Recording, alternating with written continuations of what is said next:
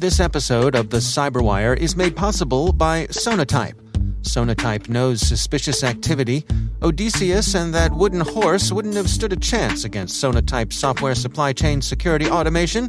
Without lifting a finger, the city of Troy would have been guarded by a dedicated team eliminating risk across open-source dependencies, package inspectors throughout the supply chain, and a written bill of materials to weed out hagglers that don't belong. Don't let hidden open-source vulnerabilities catch you by surprise, even the ones with excellent craftsmanship. Visit sonatype.com/cyberwire today.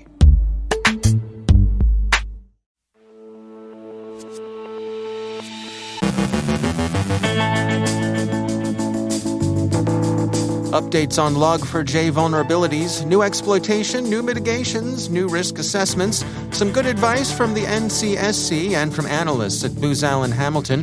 Kronos interruptions continue into the holiday season. NCA shares compromised passwords with Have I Been Pwned? A power grid security exercise in Ukraine. AWS outage last week put down to congestion. Hackasat promises more transparency. 'Tis the season for charity scams, as Carol Theriault reports. And the SEC wants financial services companies to use proper channels, not, say, WhatsApp and personal email.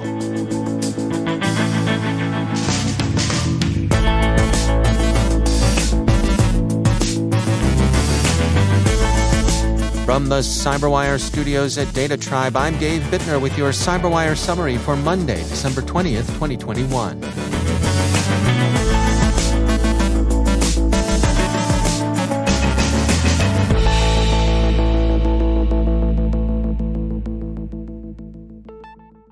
Today's news continues to be dominated by the fallout from vulnerabilities disclosed in Apache's Log4j library. New patches, new attacks, and fresh assessments have all appeared over the weekend. Apache on Saturday introduced Log4j 2.17.0, a new version that addresses the denial of service risk posed by vulnerability CVE 2021-45105. The problem, now fixed in the latest release, is that, as Apache puts it, Apache Log4j 2 does not always protect from infinite recursion in lookup evaluation. Ransomware continues to arrive via Log4Shell. The first major ransomware strain to take advantage of Log4Shell was newcomer Consari, but a familiar player has now also been observed exploiting the vulnerability. Advanced Intelligence tells Bleeping Computer that it's observed Conti seeking to use Log4Shell to move laterally into VMware vCenter networks. Bleeping Computer quotes them as saying, "The current exploitation led to multiple use cases through which the Conti group tested the possibilities of utilizing the Log4j exploit." End quote. Those servers aren't normally exposed to the internet, and Conti's activity shows that networks are susceptible to attack via RDP, VPN, or email phishing vectors. So, security teams should expand their focus to include these alternative avenues of approach. Ridiculously widespread and incredibly dangerous is Morphosec's summary risk assessment of Log4Shell. The company explains, quote, "Many widely used frameworks such as enterprise search platform Apache Solr and database platform Apache Druid use Log4j. This makes the likelihood that any organization hosts a compromised application or server incredibly high.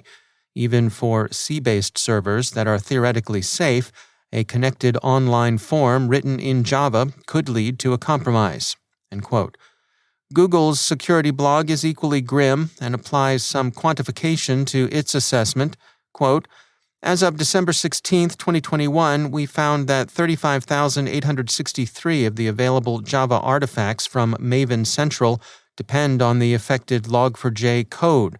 This means that more than 8% of all packages on Maven Central have at least one version that is impacted by this vulnerability. These numbers do not encompass all Java packages, such as directly distributed binaries, but Maven Central is a strong proxy for the state of the ecosystem. As far as ecosystem impact goes, 8% is enormous. The average ecosystem impact of advisories affecting Maven Central is 2%, with the median less than 0.1%. End quote. And where are the attackers coming from? The call is coming from inside the house, says Bitdefender.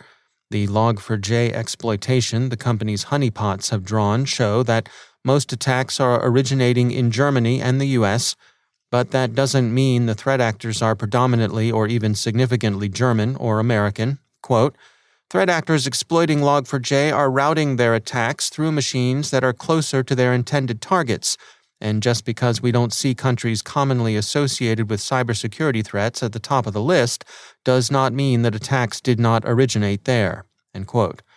So the honeypots reveal staging, not origin, and Bitdefender in this case has used its familiarity with slasher flicks to good effect. The call is coming from inside the house, but that doesn't mean the menace lives at that address. The geolocation of the targets is unsurprising, with the US, the UK, and Canada leading the pack. Rounding out the top 10 are, in this order, Romania, Germany, Australia, France, the Netherlands, Brazil, and Italy. Britain's National Cybersecurity Centre has offered corporate boards advice on dealing with Log4j vulnerabilities. NCSC writes, quote, the Log4j issue has the potential to cause severe impact to many organizations. As cybersecurity experts attempt to detect which software and organizations are vulnerable, attackers start to exploit the vulnerability. Initial reports indicate this is likely to include remote control malware and ransomware. However, the situation is fluid and changing regularly. End quote. The NCSC usefully frames its advice in the form of questions boards should be asking executives and security leads. Who is leading our response? What is our plan? How will we know if we're being attacked and can we respond? What percentage visibility of our software and services do we have? How are we addressing shadow IT and appliances? And this one is actually two related questions. Does anyone in our organization develop Java code? What is their plan for finding out if we are affected? How will people report issues they find to us? When did we last check our business continuity plans and crisis response? And how are we preventing teams from burning out? They're good questions, and ones that could be readily adapted to use in other security incidents. More of the CyberWire's ongoing coverage of Log4j can be found on our website. The ransomware attack that led UKG to shut down elements of its Kronos payroll service have, the Wall Street Journal reports, led retailers and other affected users to revert to manual payroll processing during the busy holiday season. It's an inconvenience, especially coming as it does when many retailers have taken on part-time holiday staff to handle the seasonal surge in trade. The UK's National Crime Authority has shared 585 million compromised passwords with Have I Been Pwned, the record writes, making the NCA the second major law enforcement organization with the US FBI to undertake such sharing with the Security Breach Intelligence website. As tensions with Russia remain high, and as Russia issues what approaches an ultimatum to NATO about the Atlantic Alliance's expansion into the near abroad, Ukraine conducts, with the SANS Institute, an exercise that simulated a large-scale cyber attack on the country's power grid. The Daily Swig reports that grid net wars involve some 250 Ukrainian security professionals. Ukraine's power grid has been the subject of at least 2 regional disruptions run by Russian intelligence services, and it's likely to be the focus of escalated cyber operations during the ongoing conflict between the two countries. According to Computing, Amazon has traced last Wednesday's regional AWS outages, the second in as many weeks, to network congestion, more specifically to network congestion between parts of the AWS backbone and a subset of Internet service providers, which was triggered by AWS traffic engineering, executed in response to congestion outside of their network. Those interested in white hat hacking a satellite will be interested to know that U.S. Space Force plans more transparency in scoring for its next Hack-A-Sat competition. Air Force Magazine explains the plans to give white hats another go at ground-based satellite hardware provided for a capture-the-flag exercise. That's ground-based hardware for any Chicken Littles who may be listening. The sky is not going to fall on you or on anyone else, at least not because of this Space Force exercise. And finally, J.P. Morgan Chase has agreed to pay a $125 million penalty to the U.S. Securities and Exchange Commission imposed for employees' use of WhatsApp and personal email accounts to transact official business. That usage ran afoul of SEC record-keeping requirements, UPI reports. It's not that there's anything inherently nefarious about either WhatsApp or personal email accounts, but the SEC wants transactions and communications about them to be properly recorded and accessible, and both those methods of communicating fall outside the scope of what's on the books.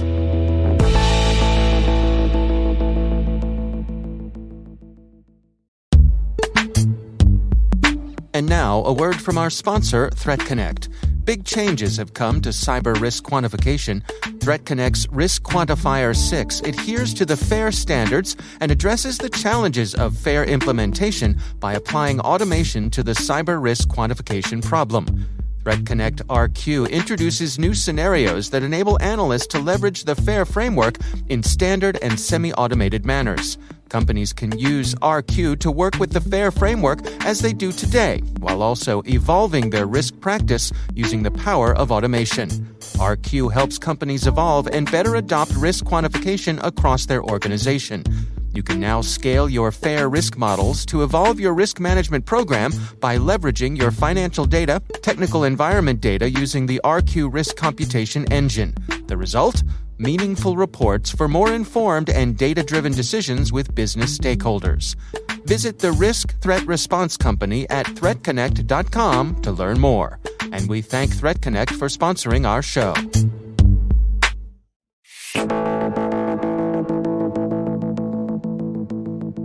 'Tis the season for generosity, for goodwill toward your friends, family, and colleagues, and for folks inclined to do so to take care of their end-of-year charitable giving. Not surprisingly, scammers are more than willing to take advantage of that, as our UK correspondent Carol Terrio explains. Every year, at the end of October, charity regulators bang the same drum in order to raise awareness about charity fraud. I've seen reports from organizations like the U.S. Federal Trade Commission, the FTC, the Federal Bureau of Investigation, the FBI, and the Fraud Advisory Panel. And there's the UK Government Action Fraud and Charity Commission, Canada's Better Business Bureau, and Australia's Scam Watch. You get the idea. This charity scam awareness drive is transcending national borders. The FTC wrote that it joins this effort once again this year because it's so important for us all to know how to spot a charity scam. They write, "The more you know, the less likely you'll donate to a bogus charity. Better yet, you'll make sure your money is helping in the way you intended." I mean, if you think about it, being duped by a charity scam during the holiday season is akin to skidding wallet first into a steaming pile of reindeer muck. You decide to do the right thing and help the homeless or the sick or the elderly or the lonely, and you end up lining the pocket of some ne'er-do-well festive season scrounger. So let's unpack this a bit. Charity scammer is different from other scammers in that it needs to fool you into happily giving your money away, unlike a ransomware attack where you are threatened with data loss or a reputation hit unless you pay up. The charity scammer convinces you to generously part with your cash. And this makes these scams particularly insidious. We depend on charities to help our communities, both local and elsewhere. If people stop giving to food banks or shelters or health centers, they cannot look after the most vulnerable in our society. So if your cash is misdirected by a charity scam, it is a double tap hit. One, the giver, of course, has been scammed out of their donation, but even worse, those that are dependent on these donations are utterly shafted. So rather than not give to charities because there are scammers out there, how about we check the latest advice from the experts on how to donate safely to a chosen charity? Charity scammers all have a preferred attack method, from the traditional to the digital. They can hack ads, post fake social posts, send emails, call you, doorstop you, or even stop you in the city center. So the first thing to do is to slow everything down. Responding to a charity donation request does not need to happen right now. So in other words, listen to the pitch, ask for information, and then take it away to do your own research. If they pressure you into donating right away, my advice is to walk away. Now, scammers often pick names or use website addresses that sound very similar to legitimate, well-known charities. So instead of clicking a link in an email or in a social media post, use a search engine to find the homepage of the charity of interest, and then research the cause or organization. Searching online for the name of the organization with words like review or scam or complaint to see if any others have had good or bad experiences with this charity. Know that legitimate charities are registered, and you can verify this fact at your government official website. Check out charity watchdog groups. So in the US, for example, consider BBBY's Giving Alliance, Charity Navigator, Charity Watch, and Candid. Now here's a pro tip. The IRS's tax-exempt organizations search tool, I know it's a mouthful, but this is a smart way to check if the charity in question you're considering giving to is officially listed in the US as an actual bona fide charity. And I'm sure similar services exist elsewhere. More than any other payment method, a credit card will give you more rights to dispute the charge if something goes wrong. And maybe this is obvious, but never buy from sellers that only accept gift cards, money transfers, or cryptocurrency for payment. And if you decide to proceed with your donation, make sure you get a receipt and review that it contains all the correct details. So there you have it. Now, I know most you listeners out there probably knew most of that because, well, you listen to the smart people on the CyberWire. But I am sure you have someone in your life, a generous soul who likes to give, especially around the festive season. It might be good for them to be forewarned with this info. I leave it in your very capable hands. This was Carol Theriault for the CyberWire.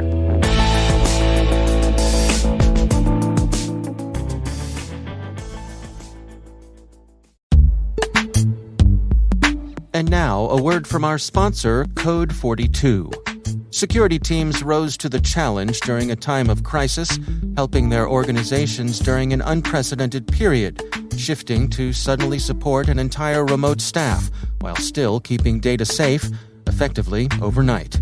Now, as organizations gradually and cautiously move out of adapt or die mode into the post-pandemic era, we can expect a second phase of digital transformation, resilience building. This presents an opportunity for security teams, an opportunity to reimagine data security. Code 42 believes that organizations should never compromise their speed of innovation or the safety of their data.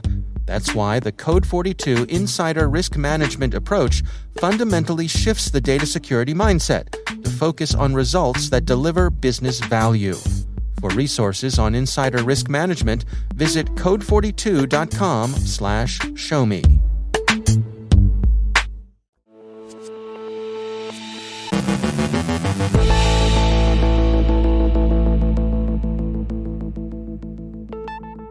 The Log4j vulnerability has prompted an all-hands-on-deck response from cyber defenders. I checked in with our CyberWire partner from Booz Allen Hamilton, Betsy Carmelite, and her colleague, Senior Associate Mike Saxton, for the latest. Betsy Carmelite started our discussion with insights on what she and her colleagues are seeing in terms of nation-states exploiting the Log4j vulnerability. So what we're seeing here is that nation-state actors could exploit the Log4j vulnerability through a number of means. For example, the vulnerability could be exploited to extend the reach of groups targeting in new ways, possibly by targeting virtualization infrastructure with the exploits, or it could be leveraged to deploy new strains of ransomware. We did hear you mention a list of reported state-sponsored actors that have been observed using the exploits to compromise targets earlier this week. And what will really make the understanding of what nation-state sponsors are doing with this vulnerability are the goals of and the behaviors of state-sponsored or intelligence services.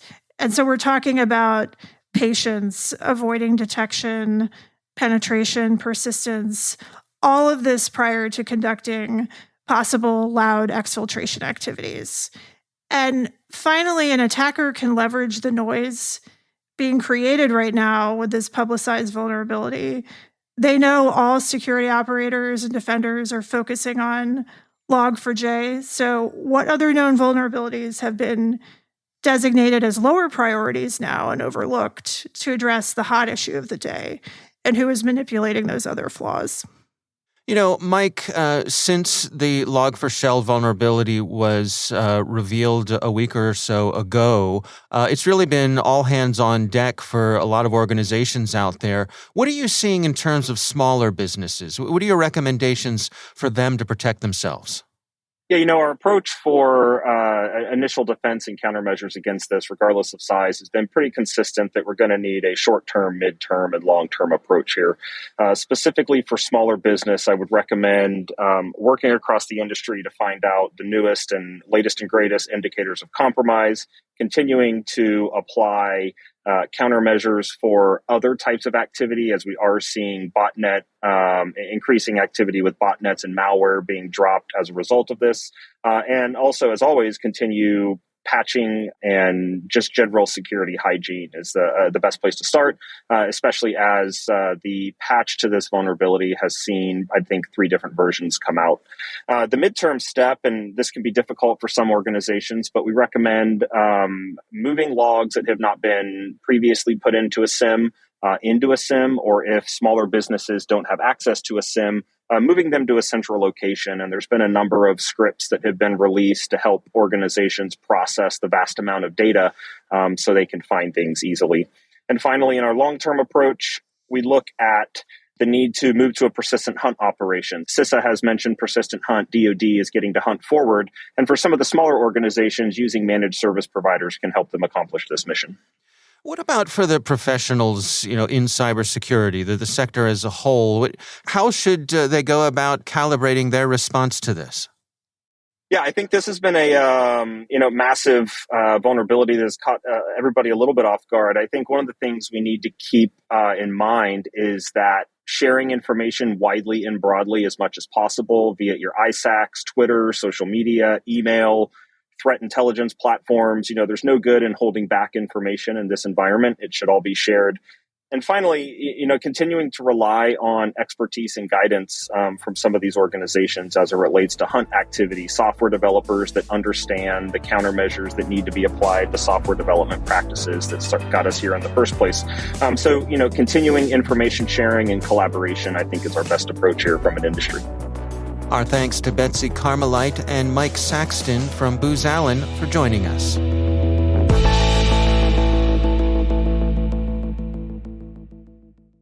Thanks to all of our sponsors for making the CyberWire possible, especially our supporting sponsor, Inky. Catch fish before they breach your network with Inky's innovative technology that integrates with existing security. See how at inky.com.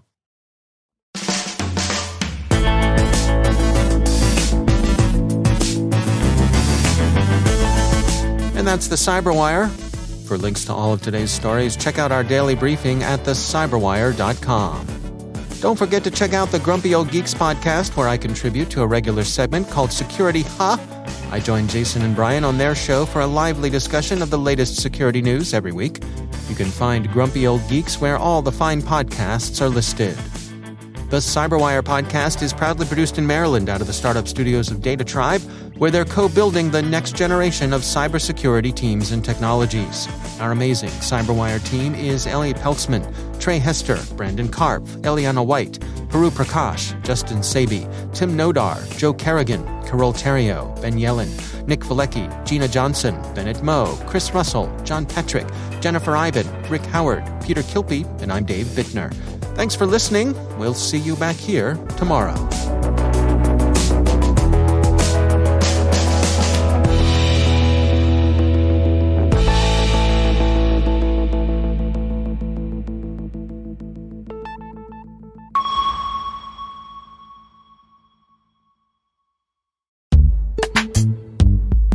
And now, a word from our sponsor, Insights, a Rapid7 company. Threat intelligence can benefit all organizations by proactively defending against threats before they become cyber attacks.